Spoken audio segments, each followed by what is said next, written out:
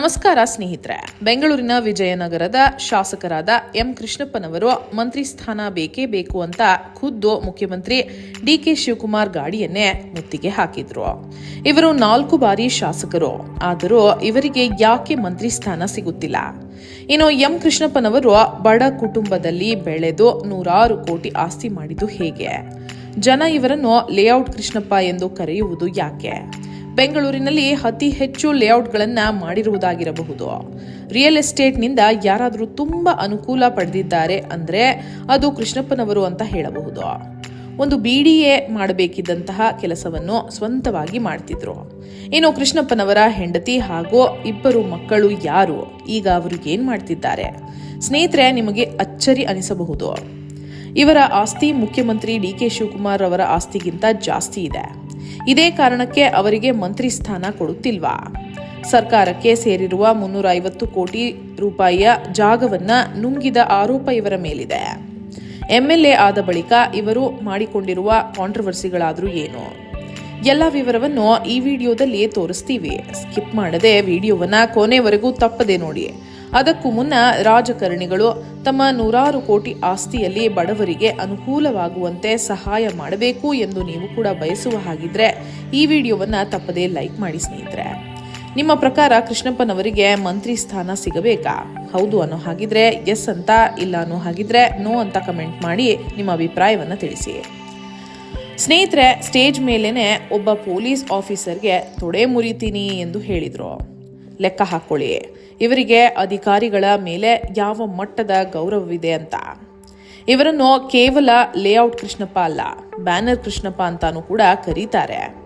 ಯಾಕಂತಂದ್ರೆ ನೀವು ವಿಜಯನಗರದ ಗೋವಿಂದರಾಜನಗರ ಕ್ಷೇತ್ರಕ್ಕೆ ಹೋದ್ರೆ ಪ್ರತಿ ರೋಡಲ್ಲೂ ನಿಮಗೆ ಕಾಣಿಸೋದೆ ಅಪ್ಪ ಮಕ್ಕಳ ಬ್ಯಾನರ್ಗಳು. ಇವರ ಮಗ ಕೂಡ MLA. ಅವರ ಆಸ್ತಿ ಕೇವಲ 1200 ಕೋಟಿ ರೂಪಾಯಿ. ಇವರು ಇಷ್ಟರ ಮಟ್ಟಿಗೆ ಬೆಳೆದಿದ್ದು ಹೇಗೆ? ಇವರಿಗೆ ಮಂತ್ರಿ ಸ್ಥಾನ ಕೊಡದಿರಲು ಅಸಲಿ ಕಾರಣ ಏನು ಗೊತ್ತಾ? ಇವರ ಹಿನ್ನೆಲೆಯನ್ನು ಸ್ವಲ್ಪ ತಿಳಿದುಕೊಳ್ಳೋಣ ಬನ್ನಿ. ಸ್ನೇಹಿತರೆ, ಕೃಷ್ಣಪ್ಪನವರು ಮುನಿಸ್ವಾಮಿ ಮತ್ತು ರಂಗಮ್ಮನವರ ಮಗನಾಗಿ ಬೆಂಗಳೂರಿನ ವಾಣಿ ವಿಲಾಸ್ ಆಸ್ಪತ್ರೆಯಲ್ಲಿ 1953ರಲ್ಲಿ ಜನಿಸಿದರು. ಈಗ ಅವರಿಗೆ 73 ವರ್ಷ ವಯಸ್ಸು. ಇವರು ಒಕ್ಕಲಿಗ ಸಮುದಾಯಕ್ಕೆ ಸೇರಿದವರು. ಚಿಕ್ಕ ವಯಸ್ಸಿನಿಂದಲೂ ಕೃಷ್ಣಪ್ಪನವರು ತುಂಬಾ ಚುರುಕಾಗಿದ್ರು. ಇವರ ಶಿಕ್ಷಣವನ್ನು ಮಾಗಡಿಯ ಕಾರ್ಪೊರೇಷನ್ ಶಾಲೆಯಲ್ಲಿ ಮುಗಿಸಿದ್ರು. ಕೃಷ್ಣಪ್ಪನವರನ್ನು ಅವರ ಶಿಕ್ಷಕರು ಭೀಮಸೇನ ಎಂದು ಕರೆಯುತ್ತಿದ್ದರು. ಯಾಕೆಂದರೆ ಇವರು ನೋಡಲು ತುಂಬಾ ಕಟ್ಟುಮಸ್ತಾಗಿದ್ರು. ನಂತರ ಇವರು SJRC ಕಾಲೇಜಿನಲ್ಲಿ ಪದವಿ ಪಡೆದರು. ಇವರು ವಿದ್ಯಾರ್ಥಿಯಾಗಿರುವಾಗಲೇ ವಯಸ್ಕರಿಗೆ ಪಾಠ ಮಾಡುವುದು, ಸ್ಲಂನಲ್ಲಿ ಇರುವ ಮಕ್ಕಳಿಗೆ ಪಾಠ ಹೇಳಿಕೊಡುತ್ತಿದ್ದರು. ಆ ದಿನಗಳಲ್ಲಿ ಅವರು ಮಾಗಡಿ ರಸ್ತೆಯ ಯುವಕರ ಸಂಘದ ಅಧ್ಯಕ್ಷರಾಗಿದ್ದರು ಹಾಗೂ ನಾಯಕತ್ವದ ಗುಣಗಳನ್ನು ಮೈಗೂಡಿಸಿಕೊಂಡಿದ್ದರು. 1978 ಇವರ ಸೇವೆಯನ್ನ ಗುರುತಿಸಿ ಕೆಂಗಲ್ ಹನುಮಂತಯ್ಯನವರು ಇವರನ್ನು ನಗರಸಭೆ BBMPಗೆ ಸದಸ್ಯರನ್ನಾಗಲು ಅವಕಾಶ ಮಾಡಿಕೊಟ್ಟಿದ್ರು. ಇನ್ನು ವಿದ್ಯಾಭ್ಯಾಸ ಮುಗಿದ ನಂತರ ಇವರು ಸರ್ಕಾರಿ ಇಲಾಖೆಯಲ್ಲಿ ಕೆಲಸ ನಿರ್ವಹಿಸಿದ್ದರು.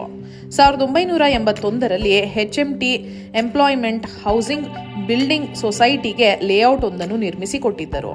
ಇದಾದ ಬಳಿಕ ಇವರು ತಮ್ಮ ಸ್ವಂತ ಉದ್ದಿಮೆಯನ್ನು ಪ್ರಾರಂಭಿಸಿದರು.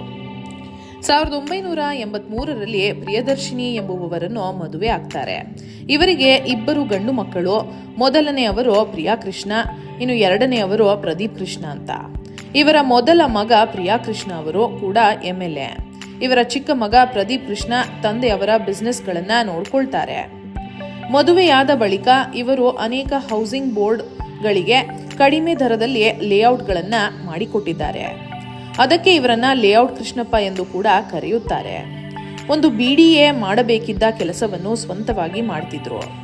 ಅಂದಿನಿಂದ ಇಂದಿನವರೆಗೂ ಕೂಡ ಸಾವಿರಾರು ಸೈಟ್ಗಳನ್ನು ಹಂಚಿದ ಕೀರ್ತಿ ಇವರಿಗೆ ಸೇರುತ್ತೆ. ಇವರ ಸಾಮಾಜಿಕ ಕಳಕಳಿಯನ್ನು ಗುರುತಿಸಿ ಇವರು southern railway committee board member ಆಗಿ ಕೂಡ ಆಯ್ಕೆಯಾದರು. ಆನಂತರ ಬೆಂಗಳೂರು ಟೆಲಿಕಾಂ ಡಿಸ್ಟ್ರಿಕ್ಟ್ ಕಮಿಟಿಯ ಸದಸ್ಯರಾಗಿ ಕೂಡ ಆಯ್ಕೆಯಾಗಿದ್ದರು. ಇನ್ನು ಇವರು ಕಾಂಗ್ರೆಸ್ ಪಕ್ಷದಲ್ಲೇ ಮುಂಚಿನಿಂದ ಗುರುತಿಸಿಕೊಂಡಿದ್ದರು. ಅದಕ್ಕೆ 2000 ಇಸವಿಯಲ್ಲಿ SM ಕೃಷ್ಣ ಅವರು ಮುಖ್ಯಮಂತ್ರಿ ಆಗಿದ್ದಾಗ ಕೃಷ್ಣಪ್ಪನವರನ್ನು MLC ಮಾಡಲಾಗಿತ್ತು.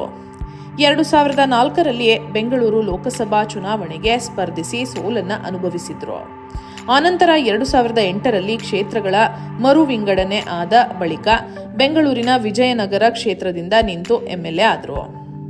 2008ರಿಂದ ಸತತವಾಗಿ 4 ಬಾರಿ ಎಂಎಲ್ಎ ಆಗುತ್ತಲೇ ಬಂದಿದ್ದಾರೆ.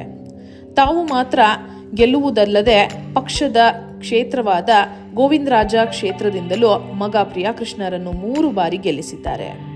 ನಾವೆಲ್ಲ ಜಾತ್ರೆಗಳಲ್ಲಿ ನೂರಾರು ಜನರನ್ನು ನೋಡ್ತೀವಿ, ಆದರೆ ಕೃಷ್ಣಪ್ಪನವರ ಮನೆಯಲ್ಲಿ ಪ್ರತಿದಿನ ಜಾತ್ರೆಯಂತೆ ಇರುತ್ತೆ ಅಂತಾನೆ ಹೇಳಬಹುದು.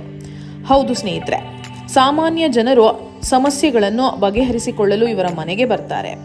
ಪ್ರತಿಯೊಬ್ಬರೂ ಕೂಡ ಊಟದ ವ್ಯವಸ್ಥೆಯನ್ನು ಕೃಷ್ಣಪ್ಪನವರ ಮನೆಯಲ್ಲಿ ಏರ್ಪಾಟು ಮಾಡಲಾಗಿರುತ್ತೆ. ಇನ್ನು ಇವರ ಕ್ಷೇತ್ರದಲ್ಲಿ ರಸ್ತೆ ಪಕ್ಕದಲ್ಲಿ ವಾಸಿಸುವ ಅಲೆಮಾರಿ ಜನರ ಮಕ್ಕಳಿಗೆ ಉಚಿತವಾಗಿ ಶಿಕ್ಷಣವನ್ನ ಕೊಡಿಸುತ್ತಾರೆ. ಇನ್ನು ಇವರ ಆಸ್ತಿ ವಿಚಾರಕ್ಕೆ ಬರೋದಾದ್ರೆ 2004ರಲ್ಲಿ ಇವರ ಆಸ್ತಿ 22 ಕೋಟಿ ರೂಪಾಯಿ ಆಗಿತ್ತು. ಆದರೆ 2023ರ ವೇಳೆಗೆ ಇವರೇ ಘೋಷಣೆ ಮಾಡಿಕೊಂಡಿರುವ ಆಸ್ತಿ 292 ಕೋಟಿ ರೂಪಾಯಿ. ಇದರಲ್ಲಿ 77 ಕೋಟಿಯಷ್ಟು ಸಾಲ ಇದೆ ಅಂತ ಕೂಡ ಹೇಳಲಾಗುತ್ತೆ. ಇನ್ನು ಇವರ ಬಳಿ 20.5 ಕೆಜಿ ಚಿನ್ನ ಹಾಗೂ 18 ಕೆಜಿ ಬೆಳ್ಳಿ ಕೂಡ ಇದೆ ಎಂದು ಚುನಾವಣೆ ಸಂದರ್ಭದಲ್ಲಿ ಘೋಷಣೆ ಮಾಡಿಕೊಂಡಿದ್ರು.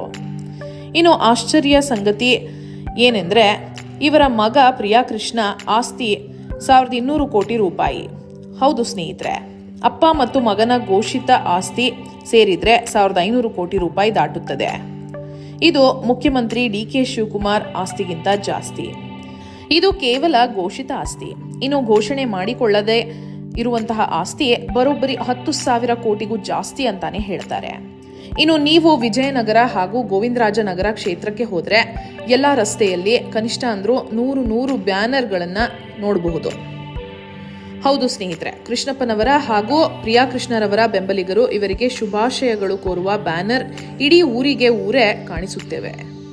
ಇನ್ನು ಇವರ ಕಾಂಟ್ರವರ್ಸಿ ವಿಷಯಕ್ಕೆ ಬರುವುದಾದ್ರೆ, ಒಂದು ಬಾರಿ ಸ್ಟೇಜ್ ಮೇಲೆ ನಿಂತ್ಕೊಂಡು ಪೊಲೀಸ್ ಸಬ್ ಇನ್ಸ್ಪೆಕ್ಟರ್ ಕಾಲ್ ಮುರಿತೀನಿ ಅಂತ ಧಮಕಿ ಹಾಕಿದ್ರು.